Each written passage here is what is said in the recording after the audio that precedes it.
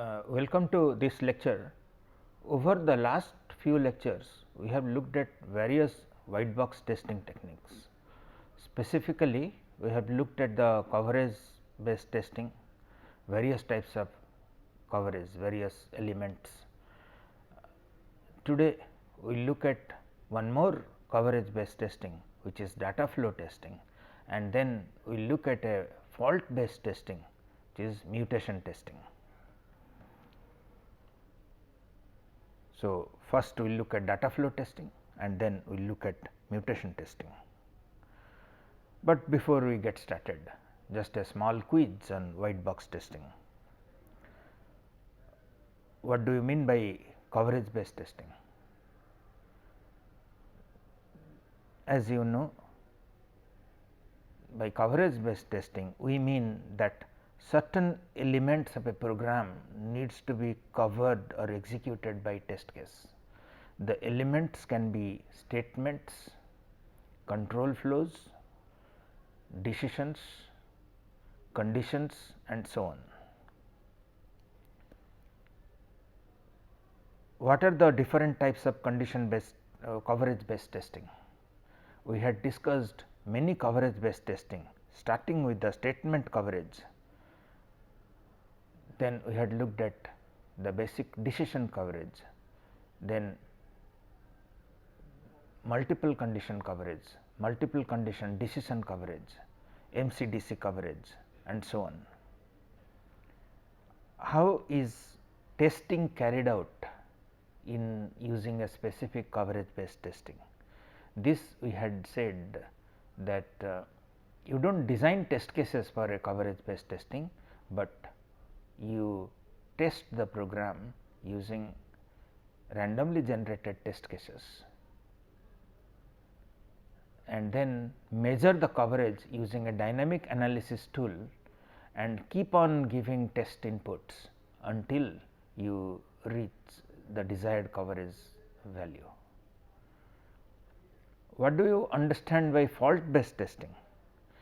Here we had said that unlike the coverage based testing, here we check whether the test cases are able to detect certain types of faults, and for this we inject fault into the program, which we call as a mutated program, and then test using all the test cases and see if the fault is getting exposed. If the fault is getting exposed by the test cases, then we know that the test cases are okay. But if the test cases are not able to detect the fault, then we know that testing is inadequate and we need to design additional test cases to detect the fault. Give one example of fault based testing, and we had said that mutation testing is a prominent example of fault based testing, and today we are going to discuss about mutation testing.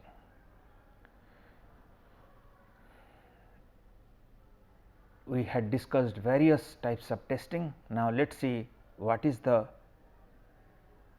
inclusion relation between various types of coverage.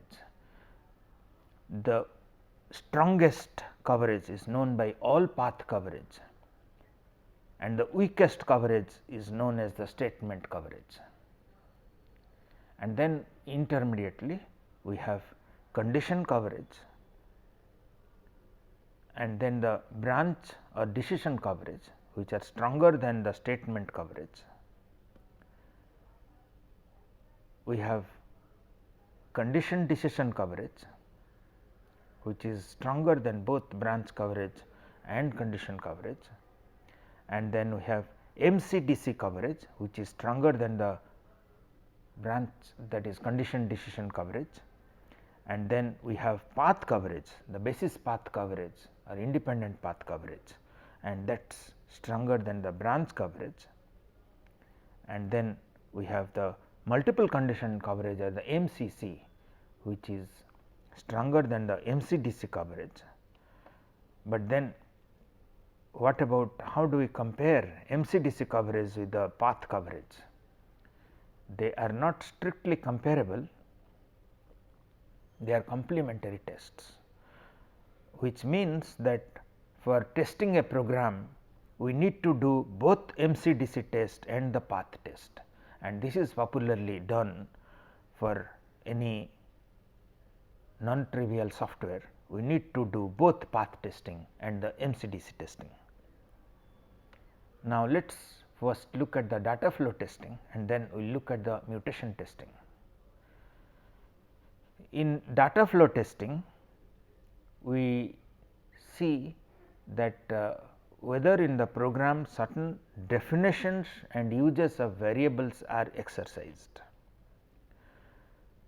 So, here given a small program a equal to b, b equal to c into d, d equal to a, we see here that a is assigned a value here. We say that a is defined, a is defined,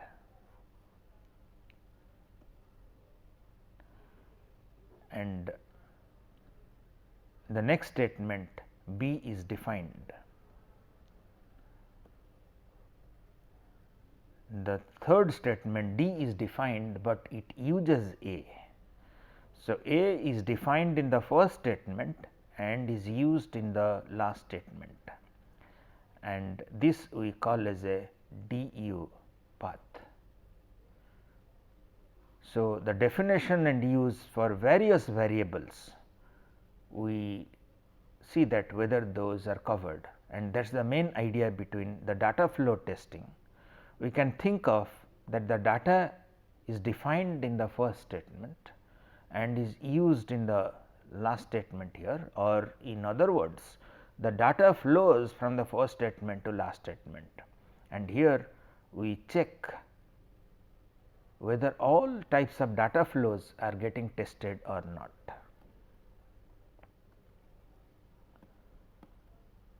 Let us look at this program.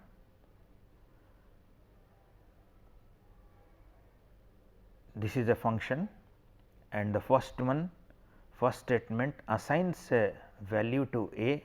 We say that it defines the variable a. Now, the fifth statement, it uses the variable a and defines variable b. The sixth statement, it defines a and also uses a. Similarly, the third statement uses c, fourth statement uses d, the eighth statement uses a. So, given any statement in a program, we can find out what are the variables that the statement defines or uses.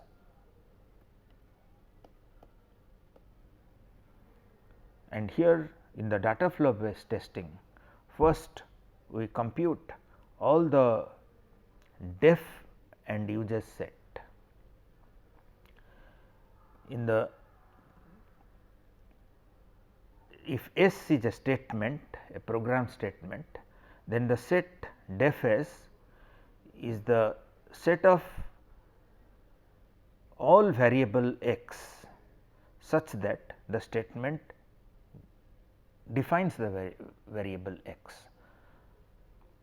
So, if b is equal to a is a statement, then the def set for the statement will be b, b is defined, b equal to a, and uses will be the all the variables that are used in the statement.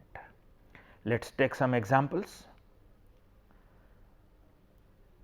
If we look at a statement like a equal to b, then def 1, because the statement number is 1, def 1 is a and uses 1 is b. Similarly, if the statement number is 2 and it is a is equal to a plus b, then def 2 is a because a is defined. And also if we look at the right hand side of this equality, A and B are also used here, and therefore, we write uses 2 is A comma B.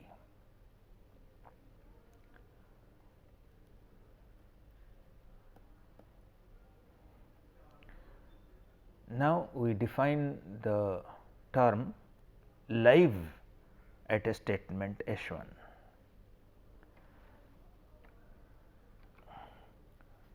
We say a variable to be live at a statement S1 if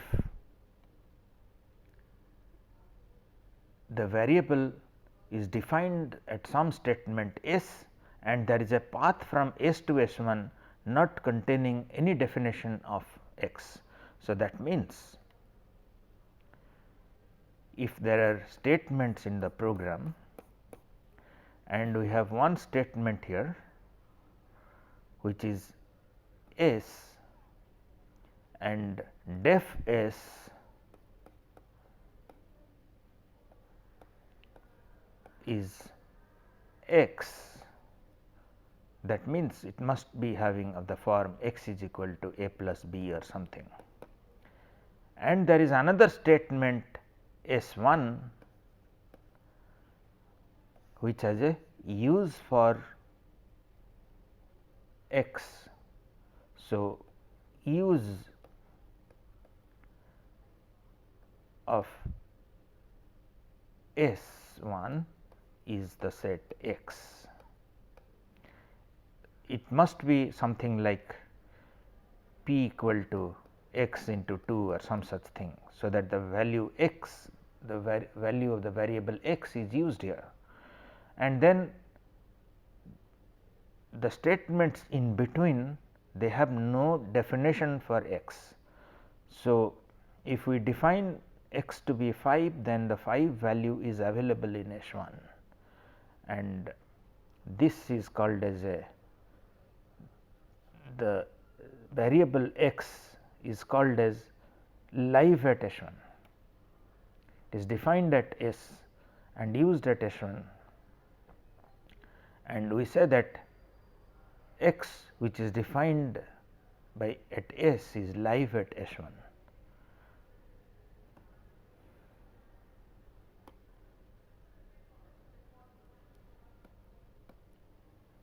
Now, we can define a DU chain.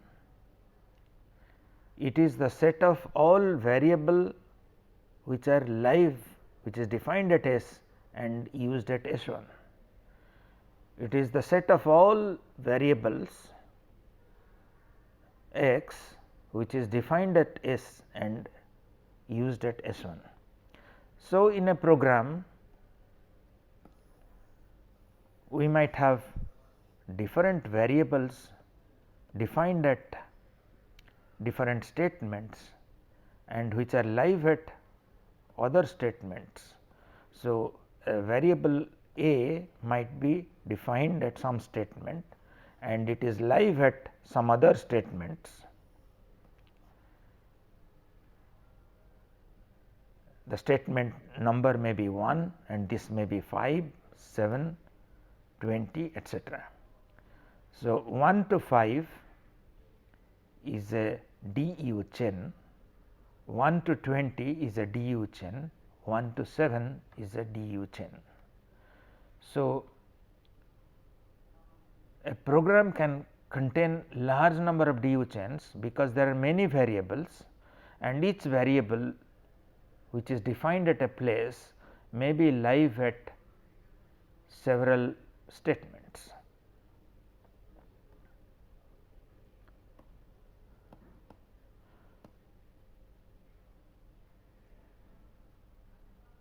A DU chain consists of a definition of a variable and all uses that are reachable from that definition without any intervening definition.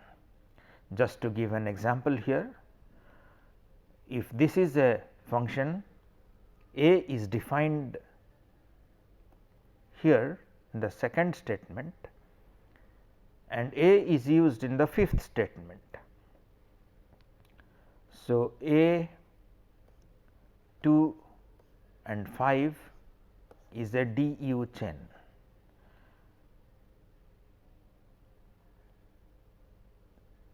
we can find other DU chains here, maybe B is defined here and used at some other place, and so on. A program typically has a large number of DU chains.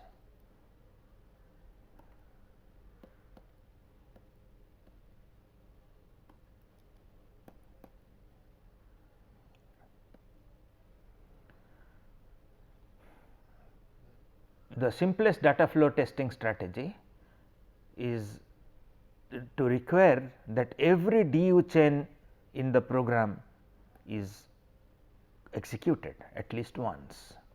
Every DU chain in the program is executed at least once.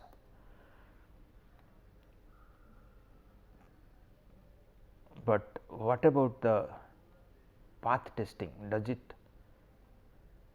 ensure that all DU chains are covered? No. But what about all DU chains covered? Does it imply all paths covered? No.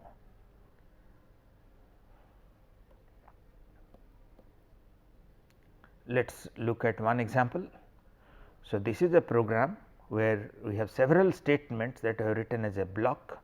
So, there are 5 blocks here, B 1, B 2, B 3, B 4, B 5, and see here that once it enters the while loop, the different blocks can be reached based on the outcome of the conditions C 2, C 4, C 3 and C 1.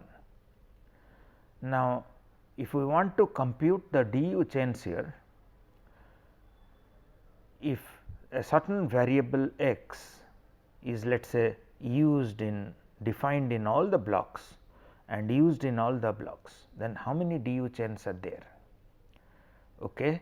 So, we have B 1 to, if the variable is defined in B 1 and used in all these B 4, B 5, B 2, B 3. So, it can reach B 2, it can reach B 5, it can reach B 2, it can be live at B 2 and it can be live at B 5. Now, what about if it is defined at B 4 and used in B 5? Okay, yes, in the loop it can be defined here and used here.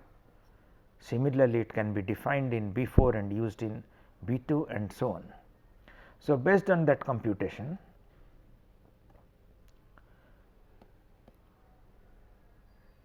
if B 1, B 2, B 3, B 4, B 5 define the variable x and B 2, B 3, B 4, B 5, B 6 use the variable x, then we can see that from B 1 it can come to B 2, B 3, B 4, B 5, and similarly if it is defined in B 2 it can also be used in any of these. So, the total number of DU chains can become 25, but then for the given program there are only 5 paths that are possible, because there are 4 conditionals 1, 2, 3, 4 conditionals, and that means the cyclomatic complexity of this is 5 and 5 independent paths are possible, and therefore, only 5 test cases can cover all the 5 independent paths, but then the DU chains can be many.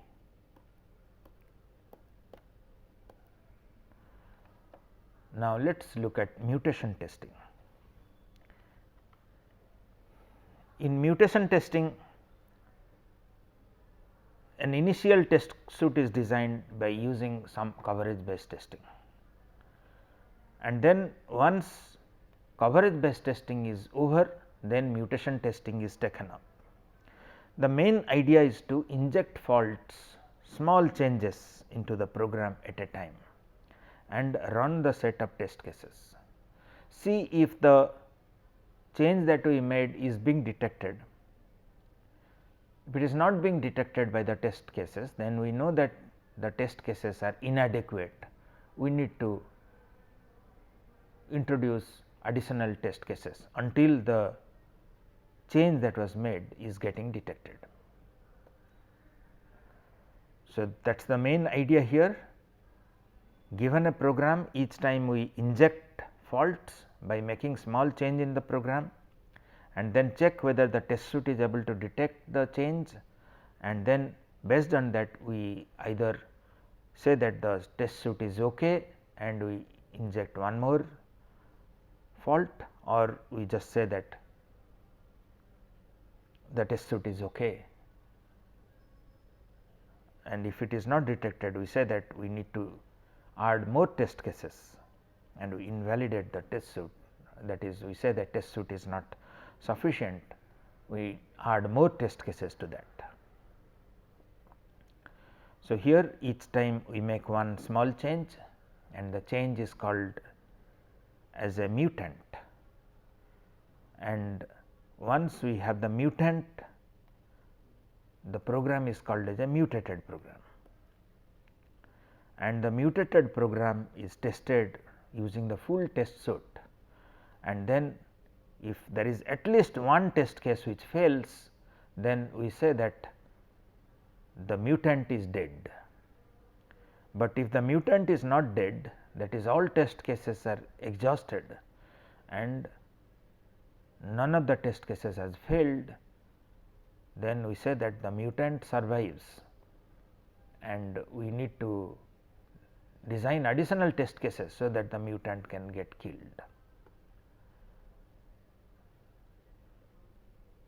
But here for given program, large number of mutants are possible, because we can make many small changes to a program, and therefore, when this is typically done by automated tool. The automated tool, it makes small changes and it runs the test suite, and then if there is a test suite fails, then the mutant is discarded and a new mutant is created. But then what are the types of mutants that can be possible? One mutant is delete a statement in a program. Another mutant may be alter an arithmetic operator, that is substitute a plus with a minus or a multiplication with a division, and so on. A third type of mutant may be change the value of a constant. A fourth type of mutant may be change the data type, that is an int into float. A fifth type of mutant may be to change a logical operator equal to with not equal to or something.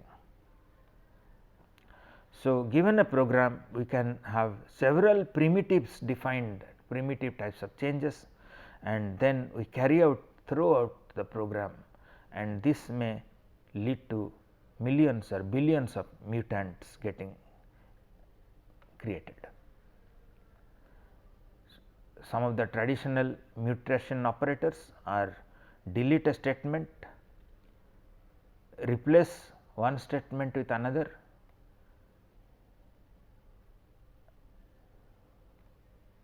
we can change some operators less than with less than equal to,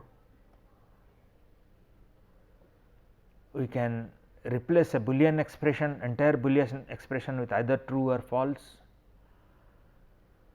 we can replace arithmetic operator, multiplication with addition, and so on. We can replace a variable a with b and ensuring that the scope and type of the variable are the same. Now, let us see the underlying hypothesis behind the mutation testing. There are two main hypotheses. The first one is called as competent programmer hypothesis. So, this hypothesis says that programmers write programs well, they are good programmers, but occasionally they make small programming errors. Maybe while writing they may just change a plus with a minus, or they may just change a Boolean operator, forget to write a statement, etc. And the other hypothesis is called as coupling effect, which says that the more complex bugs in a program are caused by a combination of several simple bugs.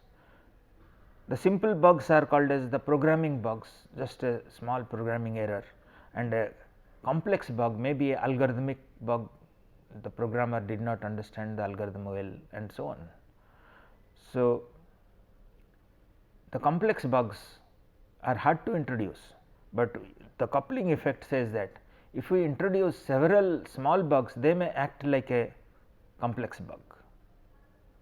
And both these hypotheses were proposed by DeMello in 1978, and these form the cornerstone of the mutation testing,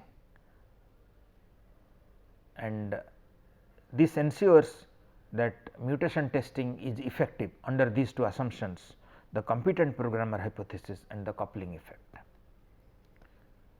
The competent programmer hypothesis says that at any time the programmer may introduce only very simple bugs.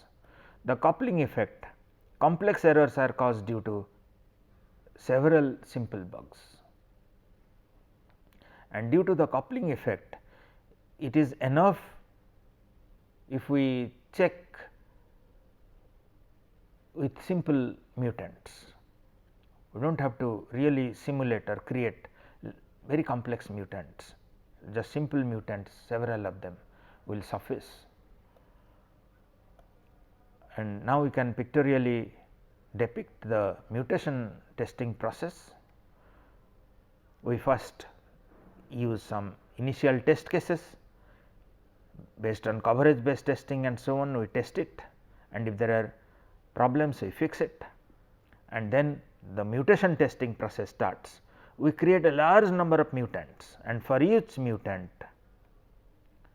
we test using the test cases, and if the test case fails, then the mutant is dead, but if there are any mutant is live, then we need to design further test cases. We augment the test cases, and then we again carry out testing with other mutants, and finally, as all mutants have been killed, the test is complete.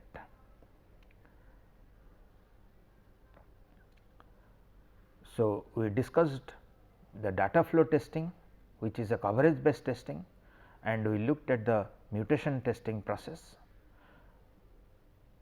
and with this we will complete this lecture already at the end of the time. Thank you very much.